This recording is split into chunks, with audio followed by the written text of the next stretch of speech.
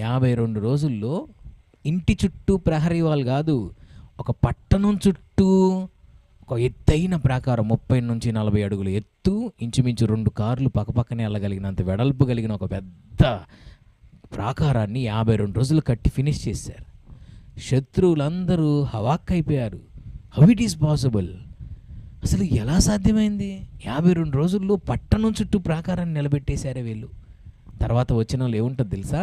నెహెమ్యా గ్రంథం 6వ అధ్యాయం 16వ వచనంలో, ఈ పని మా దేవుని వలన జరిగినదని వారు తెలుసుకొనిరే.